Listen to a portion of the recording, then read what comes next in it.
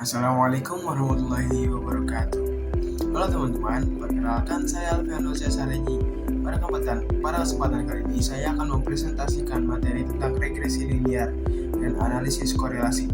Mungkin sebagian dari kita pernah bertanya, apakah ada hubungan antara jam belajar dengan nilai ujian?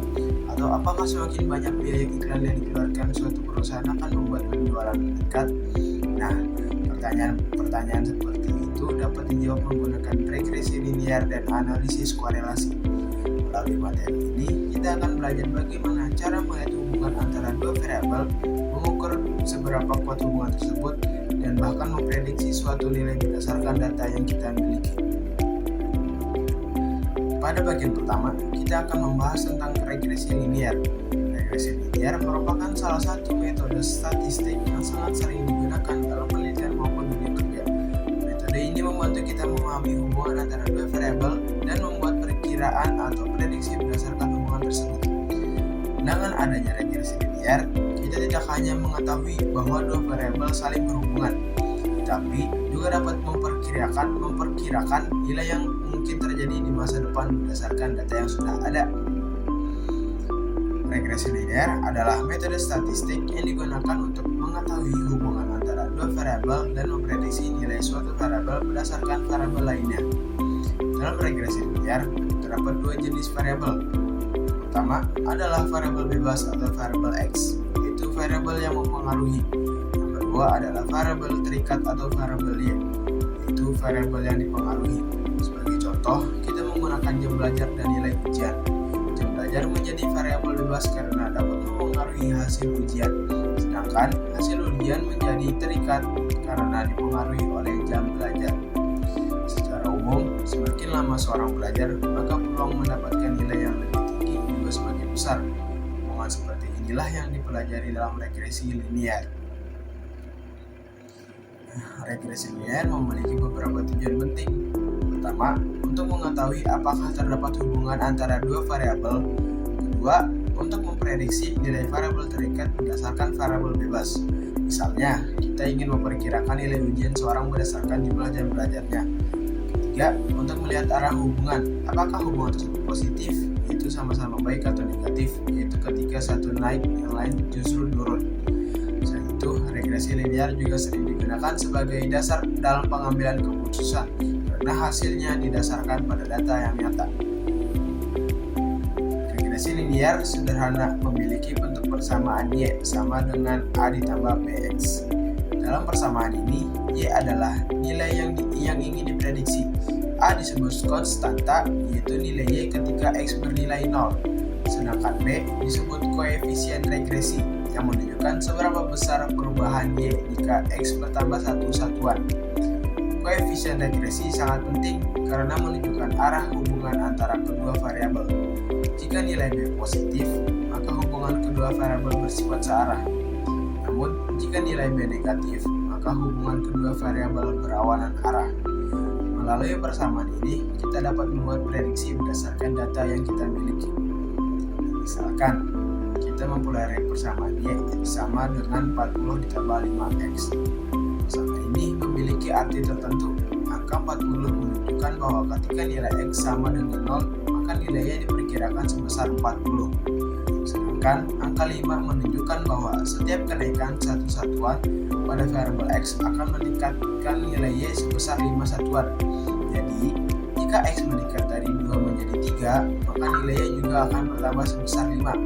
Dari contoh ini, kita dapat melihat bahwa hubungan antara kedua variabel bersifat positif karena keduanya meningkat secara bersamaan. Nah, pada bagian ini biasanya terdapat contoh soal regresi linear. Melalui contoh soal, kita dapat memahami bagaimana data diolah menjadi sebuah persamaan regresi.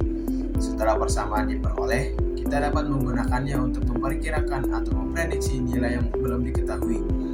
Latihan soal sangat penting karena membantu kita memahami penerapan regresi linear dalam suatu situasi yang nyata dan bukan hanya sekedar memahami teorinya saja. Nah, setelah mempelajari regresi linear, sekarang kita masuk ke materi analisis korelasi. Jika regresi digunakan untuk memprediksi, maka korelasi digunakan untuk mengetahui seberapa kuat hubungan antara dua variabel. Dengan analisis korelasi, kita bisa mengetahui apakah hubungan tersebut kuat, sedang, lemah, atau bahkan tidak ada hubungan sama sekali. Korelasi adalah ukuran statistik yang menunjukkan kuat atau lemahnya hubungan antara dua variabel. Namun, perlu diperhatikan bahwa korelasi tidak selalu berarti sebab akibat. Dua variabel bisa juga saling berhubungan tanpa salah satunya menjadi penyebab lain. Contohnya adalah hubungan antara tinggi badan dan berat badan, jam belajar dan nilai ujian, serta biaya iklan dan jumlah penjualan.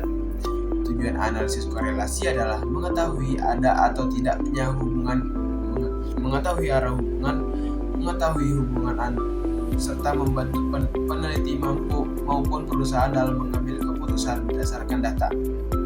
Nah, di sini terdapat 3 jenis korelasi yang perlu kita pahami. Pertama adalah korelasi positif. Pada korelasi positif, jika satu variabel meningkat, maka variabel lainnya juga meningkat. Contohnya adalah jam belajar dan nilai ujian. Kedua adalah korelasi negatif. Pada korelasi negatif, jika satu variabel meningkat, maka variabel lainnya menurun. Misalnya harga barang dan jumlah permintaan. Ketiga adalah tidak ada korelasi. Artinya perubahan pada satu variabel tidak memiliki hubungan yang jelas dengan variabel lainnya. Memahami jenis korelasi sangat penting agar kita tidak salah dalam menafsirkan data. Nah, selanjutnya untuk mengukur kekuatan hubungan antara dua variabel digunakan koefisien korelasi Pearson. Koefisien ini dilambangkan dengan huruf R kecil dan memiliki nilai antara -1 hingga +1. Semakin mendekati angka +1, hubungan positif semakin kuat. Semakin mendekati -1, hubungan negatif semakin kuat. Sedangkan jika mendekati 0, berarti hubungan antara variabel sangat lemah atau bahkan tidak ada hubungan linear. Misalnya, nilai korelasi sebesar 0,85. Nilai ini menunjukkan hubungan positif yang sangat kuat. Artinya ketika variabel X meningkat, maka variabel Y juga cenderung meningkat. Jika nilai korelasi sebesar -0,70, maka hubungan bersifat negatif dan cukup kuat. Ketika X meningkat, Y justru menurun. Sedangkan jika nilai korelasi mendekati 0, maka perubahan pada X tidak berkaitan secara linear dengan perubahan pada Y. Interpretasi ini membantu kita memahami arti dari angka korelasi yang diperoleh. Pada saat ini, biasanya diberikan contoh soal mengenai korelasi Pearson. Melalui contoh tersebut, kita dapat belajar bagaimana menghitung nilai korelasi dan menafsirkan hasilnya. Dari perhitungan tersebut, kita bisa mengetahui apakah hubungan antara variabel kuat, sedang, lemah, positif, atau negatif. Nah, selain korelasi, terdapat juga koefisien determinasi. Koefisien determinasi digunakan untuk mengetahui seberapa besar pengaruh variabel X terhadap variabel Y. Nilainya biasanya dinyatakan dalam bentuk persentase. Semakin besar persentasenya, maka semakin besar pula kontribusi variabel X dalam menjelaskan perubahan yang terjadi pada variabel Y. Nah, pada contoh soal koefisien determinasi, kita akan menghitung berapa persen variasi pada variabel Y dapat dijelaskan oleh variabel X. Misalnya, diperoleh hasil 64%. Artinya 64% perubahan pada variabel Y dapat dijelaskan oleh variabel X, sedangkan sisanya dipengaruhi oleh faktor lain yang tidak diteliti. Dan ketiga konsep yang telah kita pelajari sebenarnya saling berkaitan. Regresi linear digunakan untuk membuat model dan melakukan prediksi. Korelasi Pearson digunakan untuk mengukur arah dan kekuatan hubungan antara kedua variabel, sedangkan koefisien determinasi digunakan untuk mengetahui seberapa besar pengaruh atau kontribusi suatu variabel terhadap variabel lainnya. Dengan memahami ketiga konsep ini, kita dapat melakukan analisis data dengan lebih baik dan menghasilkan kesimpulan yang lebih akurat. Oke, baik teman-teman, itulah penjelasan mengenai regresi linear dan analisis korelasi.